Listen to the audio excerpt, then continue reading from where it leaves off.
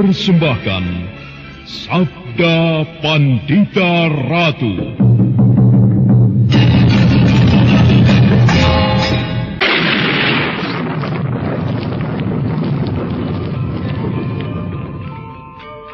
Sabda Pandita Ratu.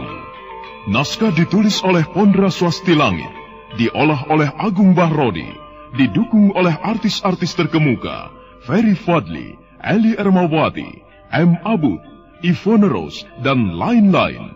Teknik dan montase Ibing Arifin, dengan sutradara Dian Pertiwi. Sabda Pandita Ratu. Dalam episode ke-21 ini dengan judul Pelangi Tengah Malam. Lalu? Rumah itu kosong, Adi. Itu karena aku dan ayah merasa rahasia kami pasti akan diketahui. Dan itu sebabnya aku dan ayah memutuskan untuk segera pergi, Kakang. Kakang kembali ke rumahku itu, adakah Kakang akan membicarakan sesuatu? Iya. Soal kita. Dada Senopati Panengger berdesir dan terkejut oleh keberaniannya sendiri. Akhirnya sesuatu yang mengganjal di tenggorokannya itu terucapkan juga. Sekar Kedaton Kediri itu menundukkan kepala, kakinya mengais tanah. Woro Prihatin masih menunggu. Apalagi yang akan diucapkan oleh Senopati dari Singasari itu.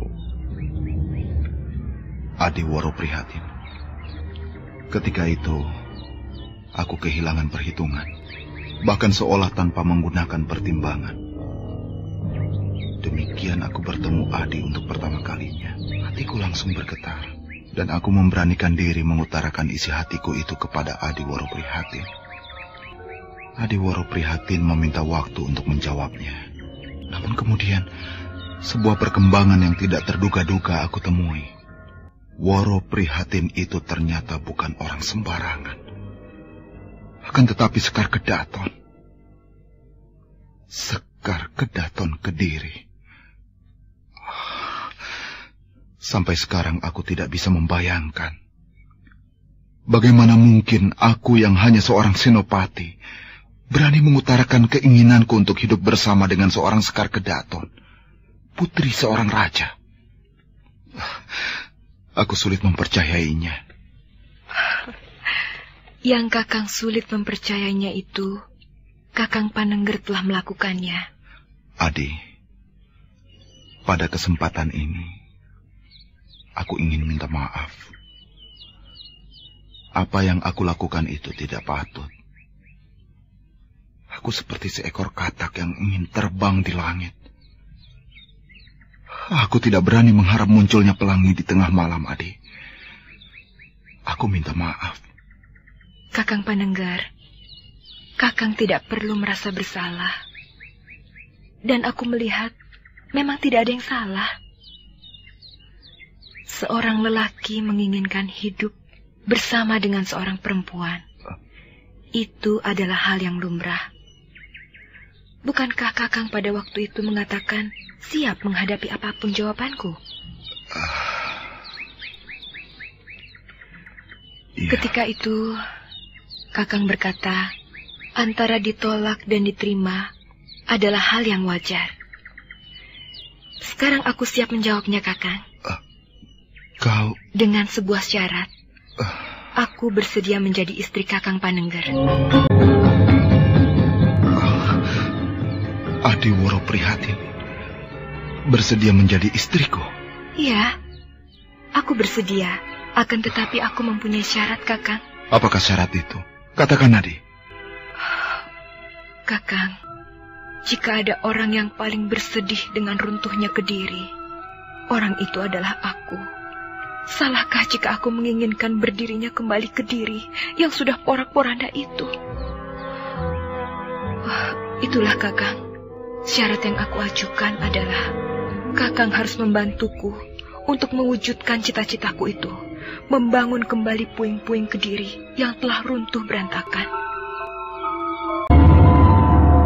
Senopati Panengger terhenyak di dalam berdiri. Hal yang dicemaskan itu akhirnya menjadi kenyataan. Beberapa saat lamanya Panengger terdiam, mulutnya terkunci. Woro Prihatin memandang wajah Panengger dengan seksama. Senopati Panengger memandang ke arah Mega yang terbang melintas di lembah sebelah barat. Bagaimana, Kakang?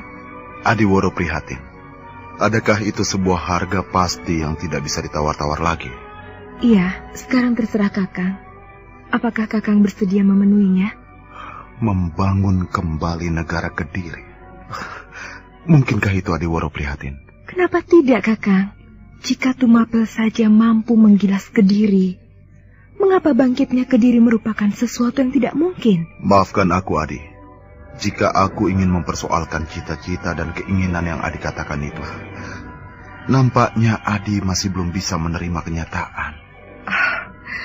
Jika aku bukan putra Kediri, Kakang, barangkali aku tidak akan peduli. Tetapi aku Sekar Kedaton. Aku merasakan betapa besar cintaku pada Kediri. Betapa jantungku bagaikan dicacah-cacah ketika Kediri itu tumbang.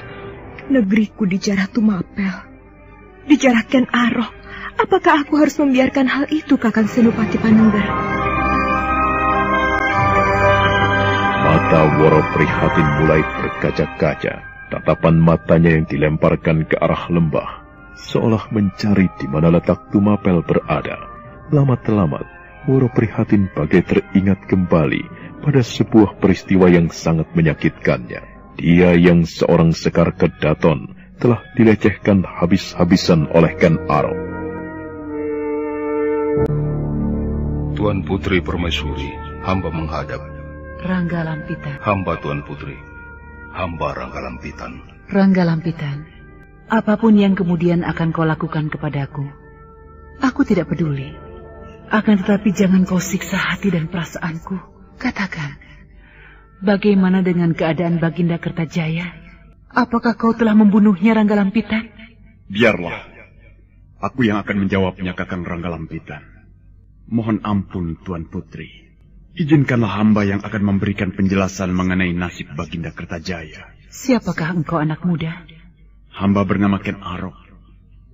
Hamba aku Tumapel yang memimpin penyerangan ke Kediri. Kau yang bernama Ken Arok? Hamba, Tuan Putri. Hamba yang bernama Ken Arok. Dan kau pimpinan pemberontak itu? Hamba yang memimpin pasukan untuk menyerang Kediri. Karena merindukan lahirnya sebuah tatanan baru. Tatanan yang selama ini berlaku sudah tidak sesuai lagi. Hamba tidak keberatan jika Tuan Putri mengatakan hamba adalah pimpinan pemberontak. Oh, kau yang telah berhasil memenangkan peperangan yang terjadi, Ken Arok. Kau yang sekarang menentukan nasib Kediri sekarang. Kau pula yang menentukan mati dan hidup suamiku, Baginda Kertajaya. Baginda masih hidup, Tuan Putri. Karena ada hal yang harus dikerjakan oleh Baginda esok pagi di alun-alun. Pada saat itu, Baginda akan mengumumkan kekalahan Kediri di hadapan segenap kaula Kediri. Kemudian menyerahkan kekuasaannya kepada hamba, raja yang baru. Kisana Ken Arok, bagaimana dengan nasib Baginda Kertajaya jika kemudian telah mengumumkan seperti apa yang Kisana kehendaki itu? Bolehkah hamba mengetahui siapa yang sedang berbicara dengan hamba? Aku Sekar Kedaton. Ampunkan hamba, Tuan Putri Sekar Kedaton. Karena sempitnya wawasan hamba tidak tahu jika tengah berhadapan dengan Sekar Kedaton Kediri yang namanya terkenal sampai di tanah Sabrang. Aku tidak tahu kemana arah pujianmu itu, Ken Arok. Tetapi jawablah, apa yang kau lakukan kepada Ayahanda Kertajaya kemudian? Itu tergantung dari sikap Baginda sendiri, Tuan Putri. Hamba menghendaki Baginda akan menghabiskan hari tua bersama segenap keluarganya di suatu tempat yang telah hamba tentukan. Selamanya Baginda tidak boleh melakukan kegiatan apapun yang akan merongrong kewibawaan hamba sebagai raja yang baru. Hamba berharap Baginda akan hidup tenang di pesanggerahan itu, tanpa perlu memikirkan apapun. Hamba tidak menghendaki Baginda masih menimbulkan sebuah gejolak di negeri yang akan berdiri menggantikan Kediri. Bukankah itu penjara namanya? Terserah Tuan Putri mengartikan. Lalu bagaimana dengan aku? Apakah penjara yang kau sediakan bagi Ayahanda Kertajaya berupa pesanggrahan itu harus berlaku pula untukku? Berlaku pula bagi anak yang tidak ikut bersalah apa-apa? Atau kau akan menjadikan aku sebagai putri boyongan karena kekalahan Baginda dalam peperangan? Ampun, Tuan Putri Sekar Kedaton. Hamba sama sekali tidak bermaksud membicarakan soal itu. Akan tetapi nampaknya Tuan Putri justru mempunyai minat untuk menjadi putri boyongan. Kenangan itu sedemikian menyakitkan, kiris terasa di dada Woro Prihatin. Kenangan yang selalu muncul di dalam tidurnya sebagai sebuah mimpi buruk, mengganjal di setiap desah napasnya.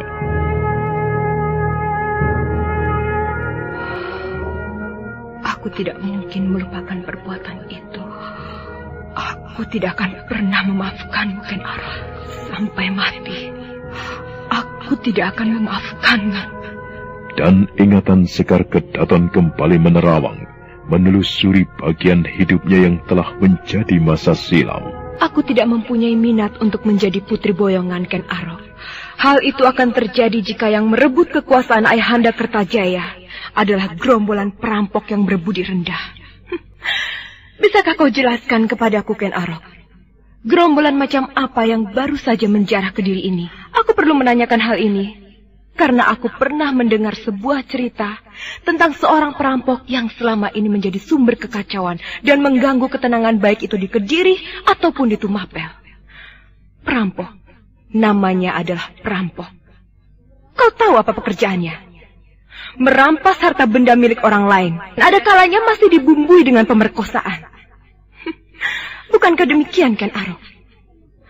Atau barangkali kau akan mencoba ingkar kisah Ken Arok? Kau tentu boleh membela diri untuk membantah misalnya bahwa berita-berita tentang perampokan itu adalah salah belaka. Sebuah tuduhan yang bagus, Tuan Putri. Akan tetapi seharusnya Tuan Putri mengetahui adalah hak saya untuk menjawab atau tidak. Hamba bukanlah pesakitan. Dan Tuan Putri bukan pejabat adiaksa yang berhak menanyai hamba.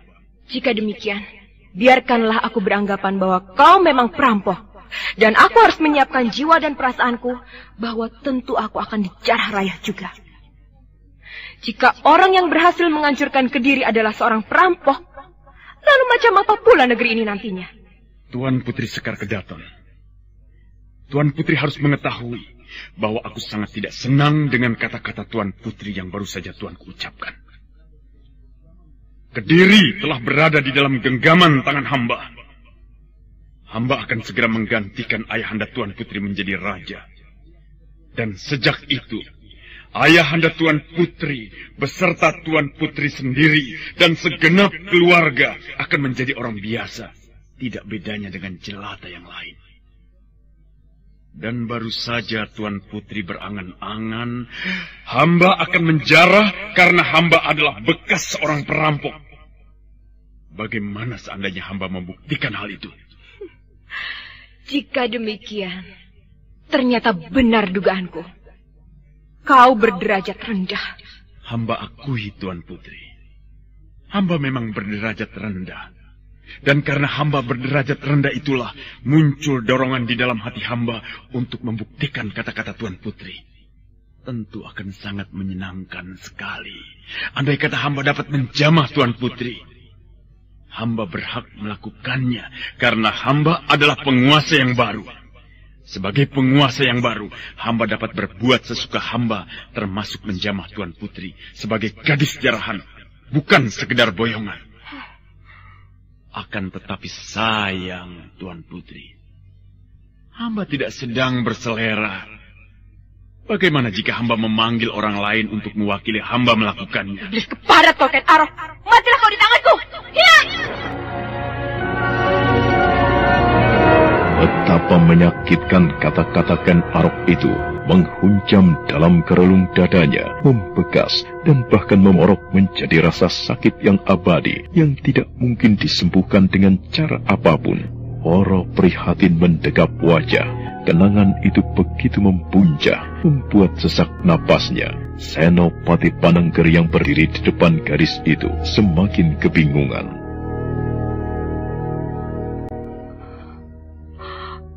tidak bisa melupakannya. Runtuhnya Kediri menjadi dendam yang membatu di dalam hatiku, Kakang Panengger. Ayah telah berusaha mendinginkan hatiku, mendinginkan dendamku. Akan tetapi, bukannya aku bisa menerima kenyataan itu dengan ikhlas. Yang terjadi, dendam itu malah semakin membara. Kakang Panengger, aku bersedia menjadi istri Kakang. Akan tetapi aku mempunyai syarat. Kakang harus membantuku mewujudkan cita-citaku untuk membangun kembali Kediri. Lebih jauh dari itu, menumbangkan Singasari. Maafkan hamba, Tuan Putri. Jangan panggil aku Tuan Putri, Kakang. Pada saat seperti ini, hamba tidak sedang berhadapan dengan Woro Prihatin. Akan tetapi dengan Tuan Putri Sekar Kedaton Kediri. Hanya Sekar Kedaton yang mempunyai keinginan bangkitnya Kediri. Sedangkan Woro Prihatin tidak. Ampun, Tuan Putri. Mengapa Tuan Putri tidak berpikir lebih jauh lagi? Bukan karena hamba ingin memperistri Tuan Putri, kalau kemudian hamba mempersoalkan hal ini. Tidak. Akan tetapi, keinginan Tuan Putri itu sulit untuk diwujudkan menjadi sebuah kenyataan. Membayangkan bangkitnya Kediri pada saat seperti ini adalah suatu hal yang tidak mungkin. Dan lebih dari itu, untuk bangkitnya sebuah negeri yang bernama Kediri, maka membutuhkan pertumpahan darah. Peperangan. Nampaknya Tuan Putri belum memperhitungkan hal itu. Jika demikian, nampaknya Kakang Panengger tidak mungkin menjadi suamiku. Jika memang itu persyaratan yang Tuan Putri butuhkan, hamba harus melihat kenyataan. Dan rupanya hamba merasa tidak sanggup melakukannya. Keinginan Tuan Putri itu sebuah pekerjaan yang sangat berat dan tidak mungkin terwujud. Hamba tidak akan mampu melaksanakannya, Tuan Putri. Dan menurut perkiraan hamba, orang lain juga tidak akan ada yang mampu memenuhi keinginan Tuan Putri. Keinginan Tuan Putri bukanlah seperti membalik telapak tangan. Ya, apa boleh buat Kakang Panengger? Nampaknya aku tidak mungkin menjadi istri Kakang Panengger. Aku tidak mungkin menjadi istri siapapun yang mengabdi pada Singasari. Biar menjadi istri lelaki berderajat sudra. Jika lelaki itu berani membuka dadanya untuk melawan Singasari, itu merupakan sebuah kebanggaan yang tiada tara bagiku. Cukup lama Senopati Panengger termangu, berusaha mencernakan apa yang dikatakan oleh Woro Prihatin. Panengger kemudian menoleh. Di dalam tatapan matanya, gadis yang bernama Woro Prihatin, yang matanya memerah itu nampak sangat cantik. Hal yang sangat menggoda, hal yang membuatnya bimbang luar biasa. Sebuah kesempatan untuk memperistri seorang Sekar Kedaton telah berada di depannya, seolah berada di telapak tangannya dan tinggal menggenggamnya saja. Namun syaratnya, betapa beratnya. Aku mengira kau belum akan pulang, Adi Panengger. Lalu Kakang Diposari mengira kapan aku akan kembali? Ya, besok. Ken Arok semakin larut pada angan-angannya sendiri, menjelajah seolah menembus sekat demi sekat dimensi lain. Sedemikian larutnya Sri Rajasa. Raja Singasari itu merasakannya hingga peluhnya bagaikan terperas dari sekujur tubuhnya. Tubuhnya basah kuyup. Dan tidak berapa lama kemudian dia menyadari apa yang diperbuatnya. Lalu dengan gontai dia melangkah.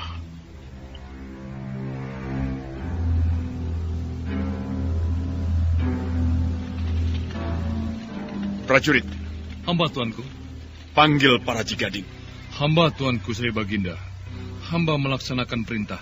Suruh menghadap padaku sekarang juga.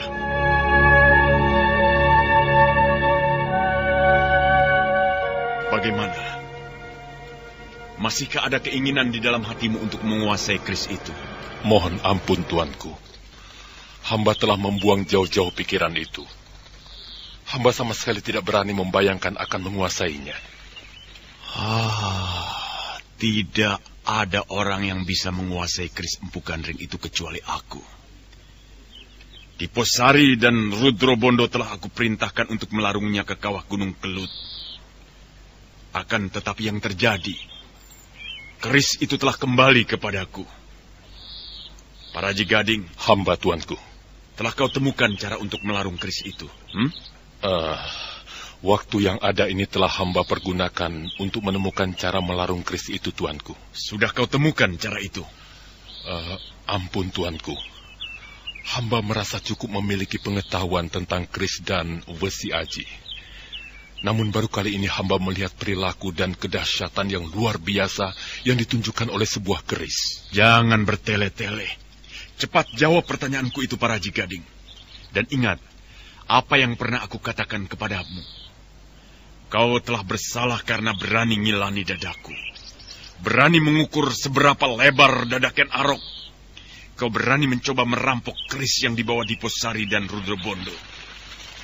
Kalau kau mampu melaksanakan apa yang aku kehendaki itu, aku akan memaafkanmu. Akan tetapi, kalau ternyata kau tidak mampu, hukuman itu tetap akan aku jatuhkan kepadamu. Ampun beribu ampun, tuanku. Apakah hamba diperkenankan untuk menghadapkan seorang empu yang mumpuni di dalam bidang Wesi Aji? Siapa orang itu? Namanya Empu Porosoro, tuanku. Empu Porosoro? Di mana orang itu? Sebenarnya lah, hamba telah menghubunginya. Dan Empu Porosoro itu telah siap sewaktu-waktu jika tuanku menghendakinya. Empu Porosoro itu pada saat ini telah berada di dalam kota Raja Singasari. Baik, panggil orang itu, hadapkan kepadaku. Wajah dan tubuhnya itu bergegas pergi keluar dari istana dengan berjalan kaki. Tidak berapa lama kemudian, Paraji Gading telah kembali ke istana dengan membawa seorang lelaki tua. Wujud lelaki yang bernama Porosoro itu kurus kehitam-hitaman, hidungnya melengkung seperti hidung burung betet. Matanya cekung dengan sebuah tatapan yang kiris, seolah selalu bercuriga terhadap orang lain. Ampun, tuanku. Hamba kembali menghadap. Orang inikah yang kau sebut bernama Porosoro itu? Hamba, tuanku. Hamba berharap Kiai Porosoro ini bisa membantu kesulitan Baginda, tuanku. Kau bernama Porosoro? Hamba, tuanku. Hamba bernama Porosoro. Benarkah kau menguasai bidang wesi, pembuatan keris, dan membaca pamor? Hamba menguasainya, tuanku. Kau pernah mengenal seorang empu yang bernama Empu Gandring? Hamba mendengar nama itu, tuanku. Seorang empu yang terkenal namanya hingga di sudut-sudut pedusunan. Seorang empu yang mumpuni dalam pembuatan berbagai senjata yang bertuah. Perigal, membuat berbagai tombak. Canggah, dan utamanya membuat keris. Mengapa sebagai seorang empu yang juga mumpuni dalam pembuatan keris kau tidak dikenal banyak orang, Porosoro? Ampun, tuanku. Hal itu karena hamba tidak suka menonjolkan diri. Kau lihat keris yang ada dalam genggamanku ini. Keris ini yang membuat adalah Empu Gandring. Jiwa keris ini telah luluh kepadaku. Namun meski jiwa keris ini telah menyatu denganku, bukan berarti aku senang ketempatan olehnya. Nah, Kiai Porosoro, terserah apapun yang akan kau lakukan, atau menggunakan cara apapun, tetapi yang aku kehendaki, lebur keris ini.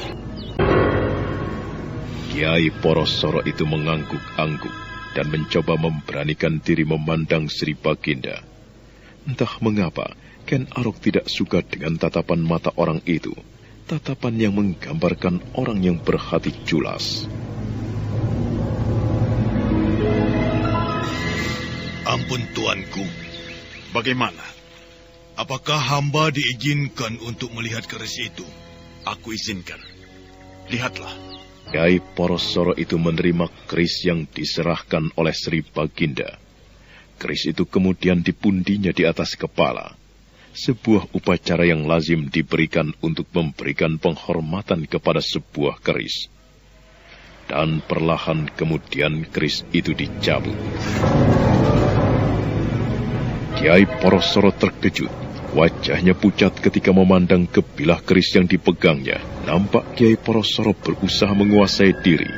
Wajahnya yang pucat kemudian perlahan membias, dan dari wajahnya tersirat kekaguman yang luar biasa. Oh, bagaimana Kiai Porosoro? Bukan main, tuanku. Ini benar-benar keris yang luar biasa. Sebuah keris yang menurut hamba tidak ada bandingannya. Bahan keris ini adalah bongkahan logam yang berasal dari langit. Bukan sembarang logam. Keris ini sedemikian dahsyat. Mengapa tuanku berpikiran meleburnya? Kau tidak berhak mempersoalkan apa yang aku kehendaki, Porosoro. Kau hanya tinggal mempunyai pilihan, sanggupkah kau melakukannya? Ampun, tuanku. Hamba tentu sanggup meleburnya. Hamba bisa, tuanku. Baik. Aku serahkan keris ini kepadamu. Jika keris ini kembali lagi kepadaku, berarti kau tidak berhasil melakukan tugasmu. Hamba, tuanku. Hamba akan melakukannya. Dan tuanku tidak perlu cemas. Hamba tentu bisa. Hamba akan melakukannya. Aku izinkan kau meninggalkan tempat ini, Porosoro. Dan kau, Paraji Gading, kau tetap tinggal di sini. Hamba, tuanku.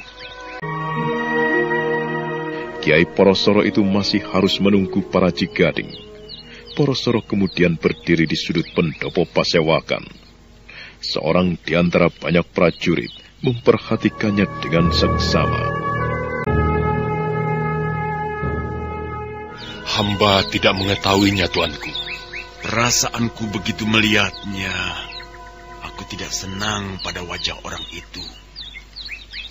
Wajah yang menyiratkan hatinya yang kotor. Tatapan matanya seperti tatapan mata burung hantu. Hidungnya seperti hidung burung betet. Begitu melihatnya, aku merasa tidak senang. Ampun, tuanku. Apakah dengan demikian, karena wujudnya itu Kiai Porosoro itu harus dijatuhi hukuman? Aku akan mengatakan kepadamu, Paraji Gading, yang tentu kau akan menyampaikan pula kepadanya, agar ia jangan macam-macam terhadap keris itu. Aku lihat tatapan matanya menyiratkan keinginan untuk memilikinya. Jika itu betul, maka ia akan mengalami nasib yang paling buruk dan belum pernah terbayangkan olehnya. Hamba, tuanku. Hamba akan menyampaikan hal itu kepadanya. Pergilah.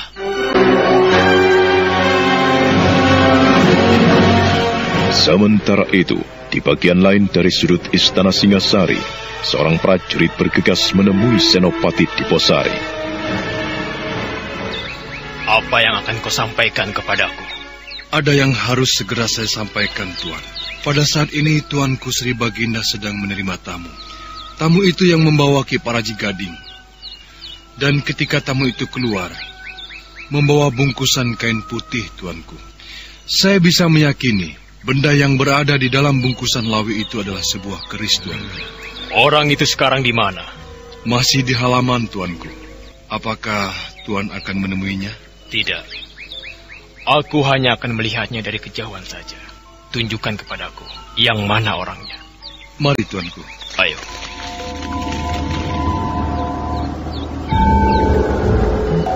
Dari sudut halaman, tanpa menarik perhatian, Senopati Diposari melihat orang yang dimaksud. Orang itu berkain corak geringsing, berikat kepala corak geringsing pula. Di tangannya tergenggam sebuah bungkusan lawe putih. Diposari berdebar membayangkan di dalam bungkusan itu adalah keris Empu Gandring.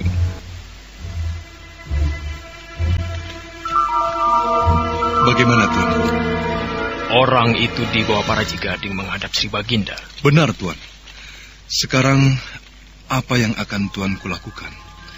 Tidak ada yang perlu aku lakukan, prajurit. Aku sudah tahu kenapa orang itu dibawa Paraji Gading menghadap Baginda. Apakah kira-kira itu, Tuanku? Sebuah rahasia. Lebih baik aku tidak mengobrol cerita. Nah, Terima kasih. Kau telah memberitahu aku. Akan tetapi aku tetap berpendapat, orang yang bernama Paraji Gading itu perlu terus diawasi. Orang itu mempunyai kemungkinan menjadi sumber bahaya yang cukup besar yang sanggup mengguncang istana ini.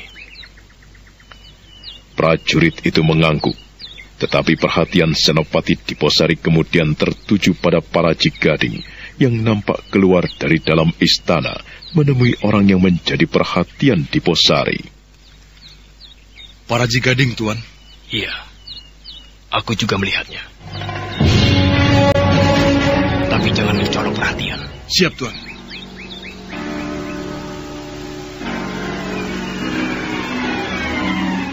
Apakah aku akan melakukan? Hei, apa maksudmu?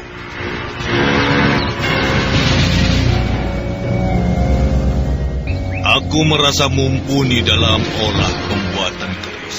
Dulu, aku memicingkan dengan sebelah mata mendengar kebesaran nama Empu Gandring yang sudah mati itu. Akan tetapi ternyata karyanya benar-benar luar biasa. Aku baru percaya dengan kebesaran Empu Gandring setelah melihat langsung buah ciptaannya itu.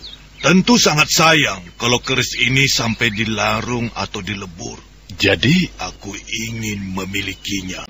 Saudara pendengar, untuk mengetahui jawabannya, ikutilah kelanjutan kisah ini dalam seri berikutnya. Sampai jumpa.